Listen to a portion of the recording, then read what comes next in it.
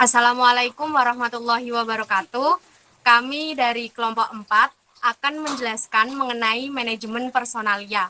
Sebelum kami menjelaskan materi ini, kami akan memperkenalkan diri terlebih dahulu.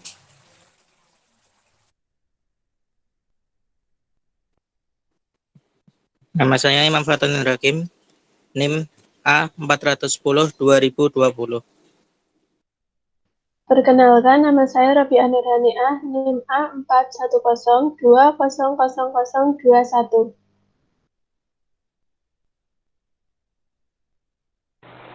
Perkenalkan, nama saya Marlita Dwi Agustina dengan NIM A4102000022. Perkenalkan, nama saya Rita Febrianti dengan NIM A4102000023. Oke, untuk materi yang pertama, kita akan membahas mengenai manajemen personalia yang akan disampaikan oleh Robiah Nurhaniah. Kepada Robiah, waktu dan tempat dipersilahkan. Manajemen personalia adalah jenis manajemen yang berhubungan dengan perencanaan, pengarahan, dan seleksi pegawai, pendidikan, uraian tugas, pelatihan dan pengembangan, serta pemeliharaan sumber daya manusia yang bertujuan untuk membantu tercapainya tujuan, baik itu tujuan individu, perusahaan, maupun masyarakat. Untuk materi selanjutnya akan disampaikan oleh Imam.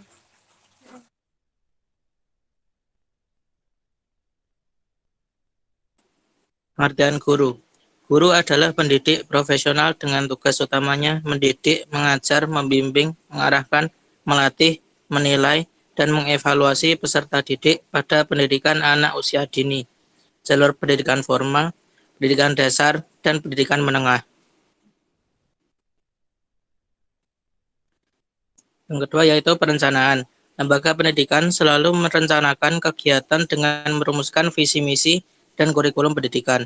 Perencanaan yang dilakukan guna menjamin kurikulum yang telah disusun untuk mencapai tujuan yang telah ditetapkan. Beberapa hal yang harus diperhatikan dalam membuat perencanaan pendidikan adalah yang pertama, yaitu perencanaan pendidikan harus mengutamakan nilai-nilai manusia. Yang kedua, perencanaan pendidikan harus memberikan kesempatan untuk mengembangkan segala potensi anak didik seoptimal mungkin. Yang ketiga, perencanaan pendidikan harus memberikan kesempatan pendidikan yang sama bagi setiap anak didik.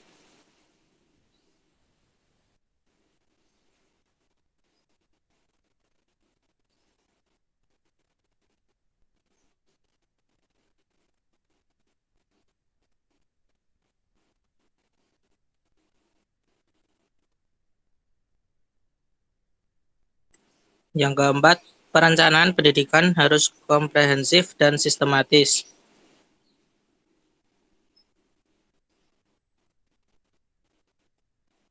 Yang kelima, perencanaan pendidikan harus berorientasi pada pembangunan.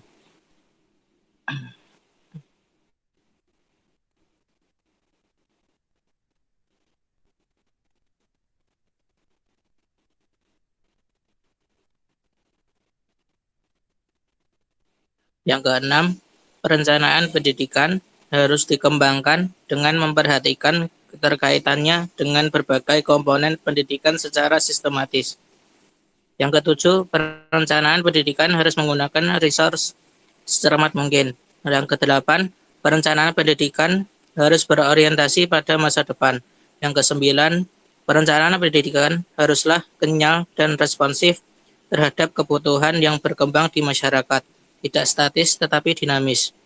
Yang ke-10, perencanaan pendidikan haruslah menjadi sarana untuk mengembangkan inovasi pendidikan hingga pembaharuan terus-menerus berlangsung.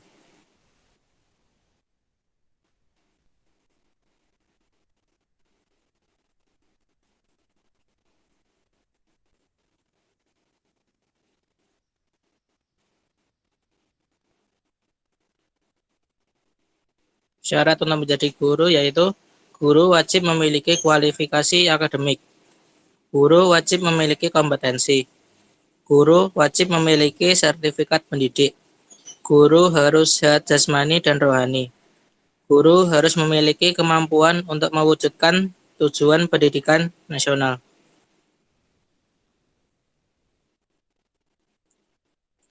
Kompetensi guru. Kompetensi guru berupa seperangkat pengetahuan, keterampilan, dan perilaku yang harus dimiliki, dihayati, dan dikuasai oleh seorang guru, agar ia dapat melaksanakan tugas-tugas keprofesionalannya. Yang pertama yaitu kompetensi pedagogik, kompetensi kepribadian, kompetensi sosial, dan yang terakhir yaitu kompetensi profesional. Materi selanjutnya akan dijelaskan oleh Robiah Nurhaniah. Kemudian ada kewajiban guru berdasarkan pasal 40 ayat 2 Undang-Undang Nomor 20 Tahun 2003. Kewajiban guru yang pertama yaitu menciptakan suasana pendidikan yang menyenangkan, kreatif, dinamis, dan dialogis. Yang kedua, mempunyai komitmen secara profesional untuk meningkatkan mutu pendidikan. Yang ketiga, memberi teladan dan menjaga nama baik lembaga, profesi, dan kedudukan sesuai dengan kepercayaan yang diberikan kepadanya. Berdasarkan pasal 20 Undang-Undang Nomor 14 Tahun 2005, kewajiban yang pertama yaitu merencanakan pembelajaran, melaksanakan proses pembelajaran yang bermutu, serta menilai dan mengevaluasi hasil pembelajaran.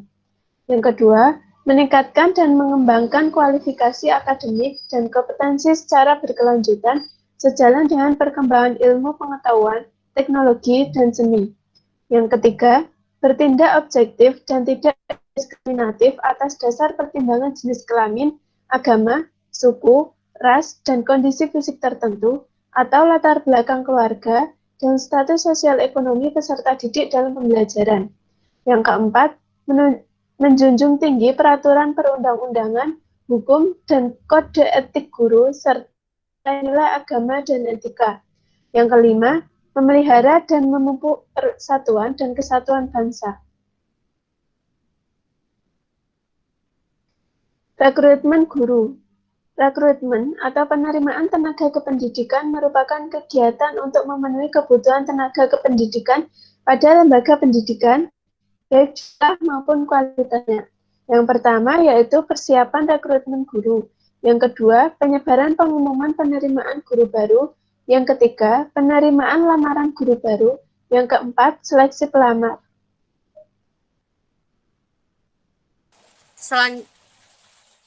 Selanjutnya akan dijelaskan oleh Marlita Dwi Agustina.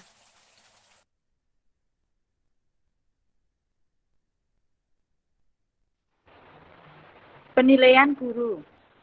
Penilaian prestasi kerja guru adalah suatu proses penilaian secara sistematis yang dilakukan oleh pejabat penilai terhadap sasaran kerja pegawai dan perilaku kerja baik PNS maupun swasta.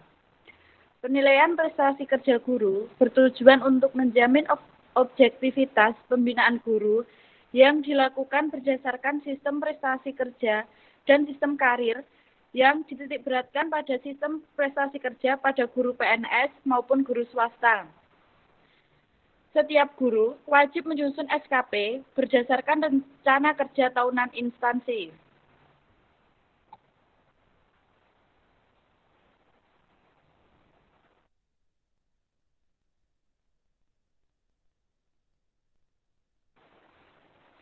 Prinsip penilaian guru. Yang pertama, objektif. Yang kedua, terukur. Yang ketiga, akuntabel. Yang keempat, partisipatif. Dan yang kelima, transparan.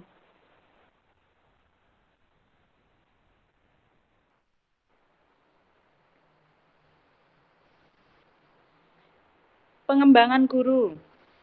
On the job and off the job. Pembinaan dan pengembangan guru meliputi pembinaan dan pengembangan profesi dan karir.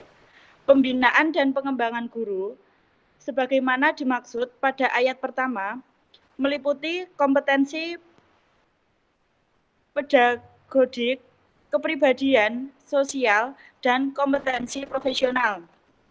Pembinaan dan pengembangan profesi guru sebagaimana dimaksud pada ayat pertama dilakukan melalui jabatan fungsional. Pembinaan dan pengembangan karir guru sebagaimana dimaksud pada ayat pertama meliputi penugasan, kenaikan pangkat, dan promosi.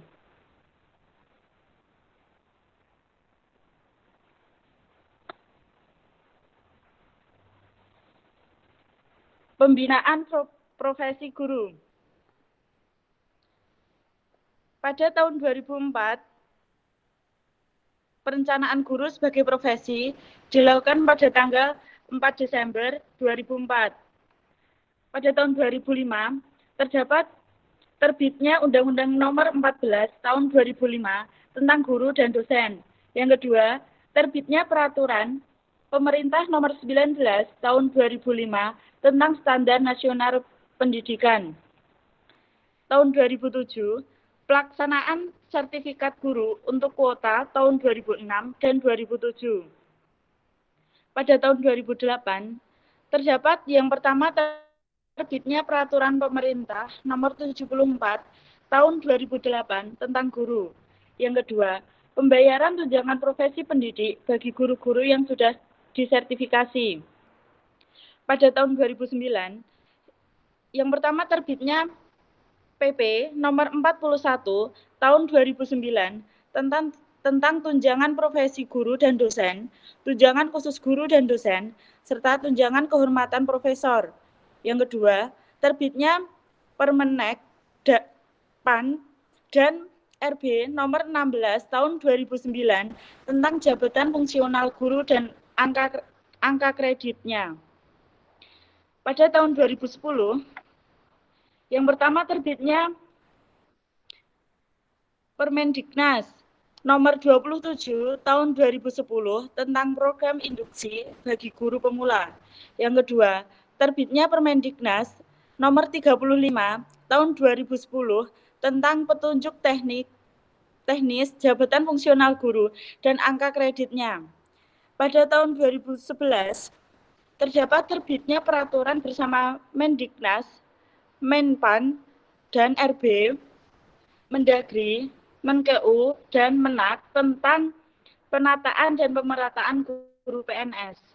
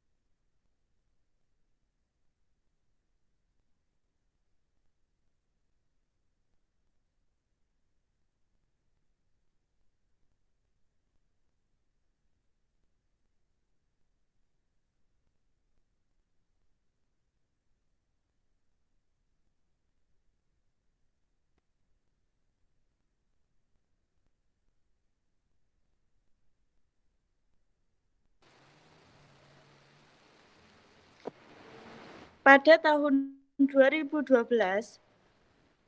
terdapat yang pertama standar seleksi guru S1 atau D4. Yang kedua, standar kompetensi jenjang jabatan guru. Yang ketiga, sistem pengendalian PK guru dan dukungan PKB. Yang keempat, pelaksanaan sertifikasi guru, pra, dan dalam jabatan melalui PPG. Yang kelima, bimbingan teknis PK guru dan PKB. Yang keenam, penyesuaian Javung Guru selesai. Yang ketujuh, pembentukan tim penilai Javung Guru. Yang kedelapan, sistem sanksi. Dan yang terakhir, rintisan pelaksanaan PK guru dan PKB. Selanjutnya, pada tahun 2013,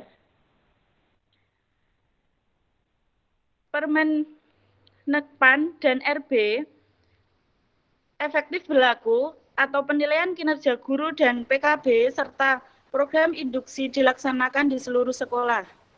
Pelaksanaan sistem pengendalian PK guru dan dukungan PKB. Sinergi kegiatan PK guru dengan EDS, pelaksanaan PKB didasarkan pada hasil PK guru, penuntasan sergur di bawah S1 atau D4. Pada tahun 2014, terdapat yang pertama, penuntasan peningkatan kualifikasi guru ke S1 atau D4. Yang kedua, pelaksanaan PK guru dan PKB berdasarkan hasil PK guru. Pada tahun 2015, terdapat penuntasan sertifikasi guru dalam jabatan. Dan pada tahun 2016, pengangkatan calon guru harus sudah bersertifikat.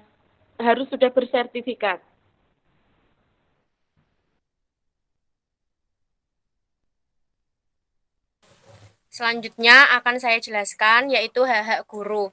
Yang pertama ada gaji, kemudian ada cuti, tunjangan, santunan, pensiun, dan ketentraman atau ketenangan atau keamanan. Kemudian untuk cuti sendiri nanti akan dibagi menjadi 7, yaitu cuti besar, cuti bersama, cuti sakit, cuti tahunan, cuti melahirkan, cuti karena alasan penting, cuti di luar, dan cuti di luar tanggungan negara. Kemudian untuk tunjangan akan dibagi menjadi 3, yaitu tunjangan profesi, tunjangan fungsional, dan tunjangan khusus. Untuk informasi lebih lanjut ada di makalah. Kemudian ada kesejahteraan guru. Yang pertama berhak memperoleh gaji sesuai dengan hak-hak guru yang sudah saya jelaskan di awal. Kemudian gaji yang diterima harus mampu memacu produktivitas dan menjamin kesejahteraannya. Kemudian berhak atas cuti. Berhak memperoleh perawatan apabila ditimpa oleh suatu kecelakaan dalam dan karena menjalankan tugas kewajibannya. Berhak memperoleh tunjangan cacat jasmani maupun rohani. Keluarganya berhak memperoleh uang duka. Berhak atas uang pensiun. Kemudian yang terakhir ada pemberhentian guru. Pemberhentian guru ini akan dibagi menjadi 2, dengan terhormat dan dengan tidak hormat. Dengan terhormat itu antara lain karena meninggal dunia, mencapai batas usia pensiun, setahu saya 60 tahun. Kemudian atas permintaan sendiri, sakit jasmani, janjian kerja. Kemudian di pemberhentian guru dengan tidak hormat, alasannya yang pertama ada melanggar sumpah atau janji jabatan, kemudian melanggar perjanjian kerja, dan yang terakhir ada melalaikan kewajiban selama 1 bulan atau lebih secara terus-menerus. Demikianlah presentasi dari kelompok kami. Apabila ada kesalahan, kami mohon maaf yang sebesar-besarnya. Jika ada pertanyaan, bisa ditanyakan di diskusi saat Google Meet pada hari Selasa yang akan datang. Terima kasih. Wassalamualaikum warahmatullahi wabarakatuh.